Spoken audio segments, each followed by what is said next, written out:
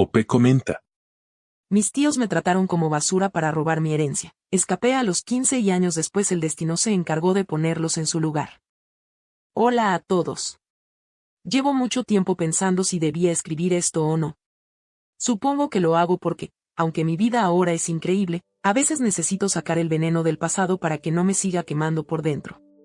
Si estás leyendo esto y sientes que estás atrapado en un hoyo del que no puedes salir, te lo digo de corazón, aguanta. La vida da unas vueltas impredecibles. Me llamo Aura. Y esta es la historia de cómo perdí todo, toqué fondo, y regresé para ver cómo los que me hicieron daño se ahogaban en su propia envidia. Tengo que empezar contándoles sobre mis papás, porque si no entienden cuánto me amaban, no van a entender cuánto me dolió perderlos. Mi papá, Julián, y mi mamá, Sofía, no eran millonarios de cuna, pero les iba muy bien. Mi papá era ingeniero civil, un genio para los números pero con el corazón de un niño. Recuerdo que tenía unas manos enormes y siempre ásperas por el trabajo, pero cuando me peinaba en las mañanas era la persona más delicada del mundo. Mi mamá era el alma de la casa. Tenía una pequeña empresa de diseño de interiores. Nuestra casa no era una mansión fría, era un hogar. Olía a vainilla y a los óleos que mi mamá usaba para pintar los fines de semana. Ellos se desvivían por mí. No me malcriaban con juguetes caros sin sentido, me daban experiencias. Aura, el dinero va y viene, me decía mi papá mientras me enseñaba a andar en bici sin rueditas, pero lo que tienes en la cabeza y en el corazón, eso nadie te lo quita. Recuerdo mi cumpleaños número 10. No hicieron una fiesta gigante para impresionar a sus amigos. Fuimos a acampar al bosque, solo los 3. Vimos las estrellas y mi mamá me dijo, esa de ahí es tuya, Aura. Brilla tanto como tú. Se sentía como si estuviéramos blindados contra el mundo.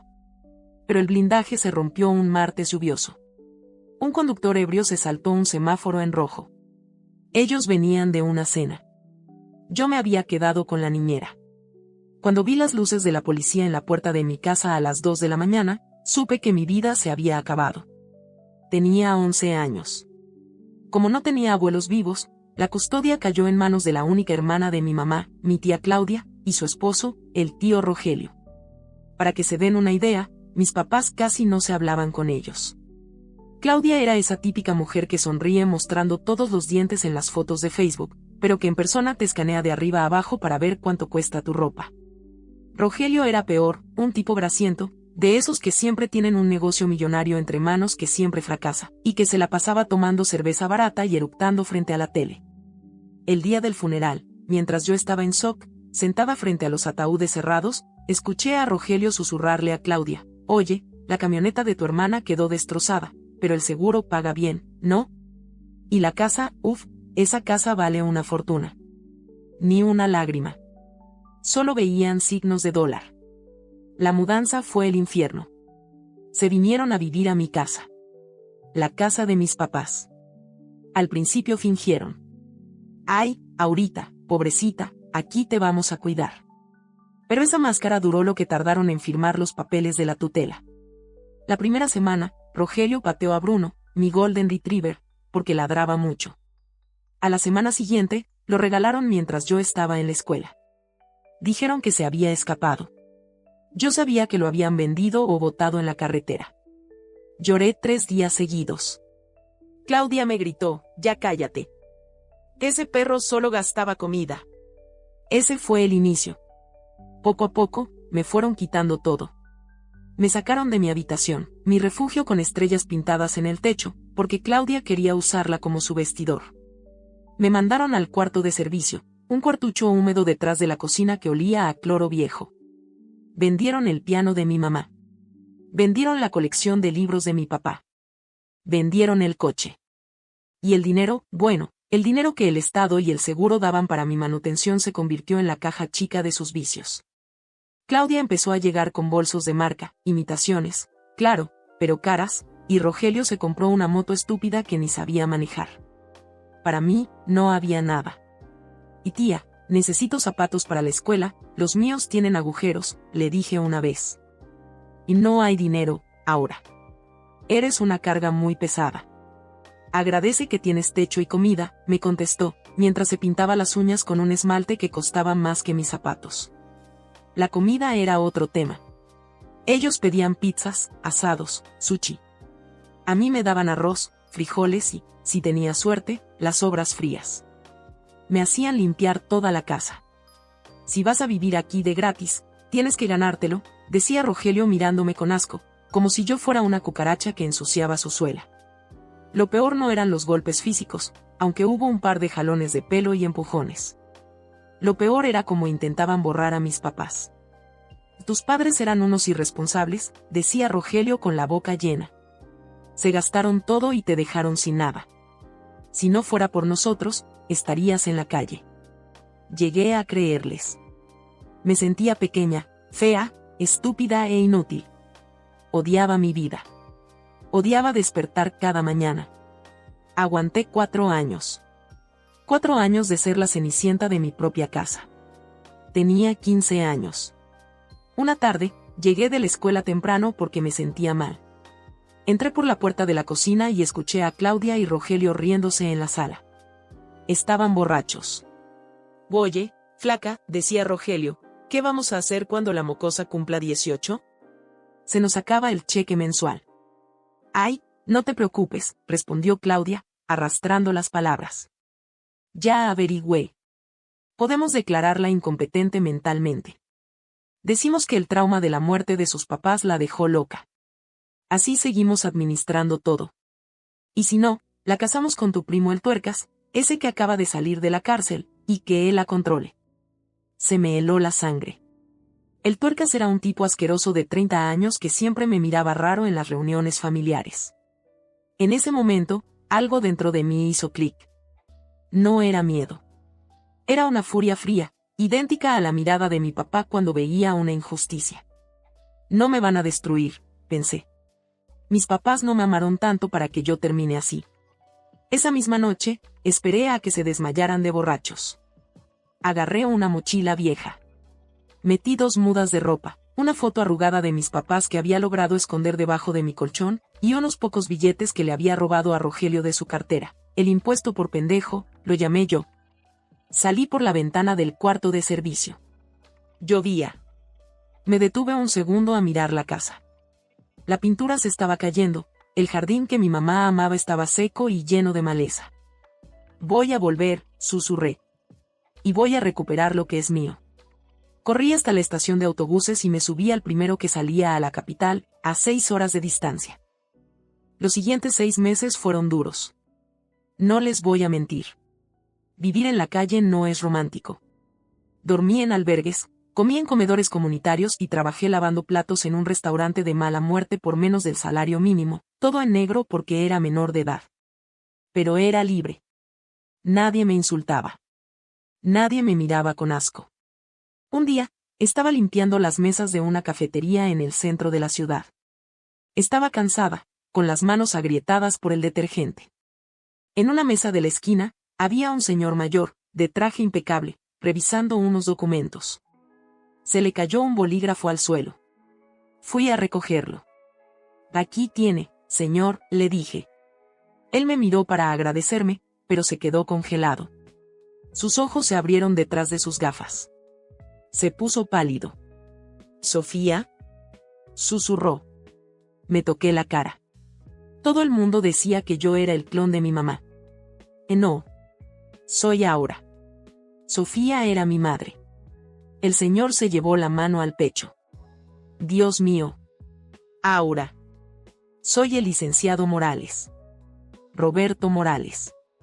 Fui el abogado y mejor amigo de tu padre por 20 años. El mundo se detuvo. Yo sabía quién era. Mi papá hablaba de él, tío Roberto, pero yo no lo había visto desde que era muy pequeña. ¿Tío Roberto? Pregunté, con la voz quebrada. El hombre se levantó y, sin importarle que yo tuviera el delantal sucio, me abrazó. Lloró. Yo también lloré. Te hemos buscado por todas partes, hija. Tus tíos, esos desgraciados, dijeron que te habías fugado con un novio drogadicto y que no querías saber nada de la familia. Esa tarde, el licenciado Morales me llevó a su oficina. Me dio de comer, llamó a su esposa, que llegó corriendo a abrazarme también, y me sentó frente a un escritorio lleno de papeles. Laura, me dijo, poniéndose serio, tienes que saber la verdad. Tus tíos te mintieron en todo. Resulta que mis papás no solo vivían bien. Mis padres habían patentado un sistema de construcción ecológico 2 años antes de morir. Esas patentes se vendieron a una multinacional. Además, tenían seguros de vida millonarios y un fideicomiso blindado. Tus tíos solo tenían acceso a una cuenta pequeña para gastos mensuales, me explicó Roberto. Ellos se gastaban eso, sí. Pero la fortuna real. Aura, eres millonaria. Eres la heredera única de un patrimonio que ha estado generando intereses por 5 años. Me quedé muda. No por el dinero, sino porque me di cuenta de la magnitud de la maldad de mis tíos. Me habían tenido pasando hambre, durmiendo en un cuarto húmedo, haciéndome sentir pobre y miserable, mientras ellos sabían que yo tenía el dinero suficiente para comprar toda la cuadra. Lo hicieron por sadismo. Porque no podían tocar el dinero grande hasta que yo cumpliera 25 o me casara. De ahí el plan de casarme con el primo delincuente. Roberto se convirtió en mi tutor legal. Demandamos a mis tíos por negligencia y malversación de fondos de manutención. Perdieron la custodia en tiempo récord. Pero aquí viene lo interesante, decidí no meterlos a la cárcel. No quería pasar años en juicios viendo sus caras. Quería algo mejor. Simplemente, los corté. El dinero dejó de llegarles. Fueron desalojados de mi casa. El fideicomiso especificaba que solo podían vivir ahí si yo vivía ahí. Se quedaron en la calle, sin ahorros, porque se habían gastado todo en sus vicios pensando que la gallina de los huevos de oro duraría para siempre. Pasaron 8 años desde ese día en la cafetería. Ahora tengo 23 años. Gracias al apoyo de Roberto y al dinero de mis padres, estudié arquitectura, siguiendo los pasos de mi papá, y artes, por mi mamá. Recuperé mi casa. La remodelé por completo, devolviéndole la luz y el jardín que mis tíos habían matado. Ahora es mi hogar y mi estudio. Tengo una vida plena. Tengo amigos, viajo, y tengo una fundación que ayuda a niños huérfanos a tener acceso a educación y arte. Y aquí viene el final, la razón por la que les cuento esto. Hace 2 semanas, hubo una gala benéfica enorme en la ciudad. Yo era una de las patrocinadoras principales. Estaba ahí, con un vestido rojo espectacular, una copa de champán en la mano, riendo con unos socios. Me sentía poderosa, feliz. Me sentía como la hija de Julián y Sofía. De repente, hubo un alboroto en la entrada de servicio del salón. Les digo que soy su tía. Ella me conoce. Gritaba una voz chillona que reconocería hasta en mis pesadillas. Me acerqué. Ahí estaban. Claudia y Rogelio. Dios, el tiempo no los perdonó. Claudia estaba demacrada, con el pelo mal teñido y ropa que se notaba vieja y desgastada. Rogelio se veía enfermo, más gordo pero flácido, con la mirada perdida de un alcohólico. Intentaban entrar para hablar conmigo. Al parecer, habían leído sobre mi éxito en las revistas. Le hice una seña a los guardias de seguridad para que los dejaran pasar un momento. Se hizo un silencio en el salón. Ellos se acercaron. Claudia intentó poner esa sonrisa falsa de siempre, pero le temblaba la boca. «Aurita. Mi niña», exclamó, abriendo los brazos. «Mírate, qué hermosa. Sabíamos que llegarías lejos. Siempre te lo dijimos, ¿verdad, Rogelio?» Rogelio asintió, mirando mis joyas con esa misma hambre asquerosa de hace años. «Sobrina, la familia es lo primero. Hemos pasado tiempos difíciles, ya sabes, te extrañamos mucho. Pensamos que, ahora que te va tan bien, podrías ayudarnos, por los viejos tiempos. Por todo lo que hicimos por ti». Sentí las miradas de todos sobre mí. Podría haberles gritado. Podría haberles escupido. Podría haber contado ahí mismo cómo mataron a mi perro y me hicieron dormir en el piso. Pero miré a mi alrededor. Vi mi éxito. Vi a la gente que me respeta. Y luego los vi a ellos, pequeños, patéticos, miserables. El odio desapareció. Solo quedó lástima. Y un poco de asco, como cuando pisas un chicle. Sonreí. Una sonrisa tranquila, fría. Claudia, Rogelio, dije, usando sus nombres por primera vez, sin el tío o tía. Tienen razón. Hicieron mucho por mí. A ellos se les iluminaron los ojos. creyeron que habían ganado. Me enseñaron exactamente el tipo de persona que no quiero ser, continué, con voz clara y fuerte. Me enseñaron que la sangre no te hace familia. Y me enseñaron a ser fuerte para sobrevivir a parásitos como ustedes. Su sonrisa se borró.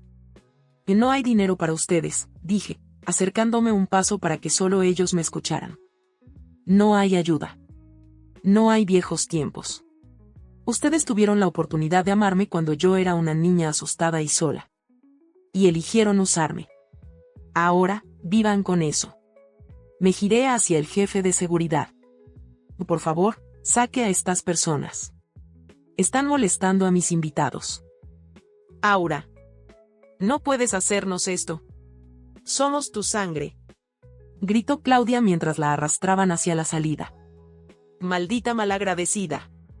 Bramó Rogelio. Pero yo ya les había dado la espalda. Volví con mis amigos, la música siguió sonando y tomé un sorbo de mi champán. Nunca me había sabido tan dulce.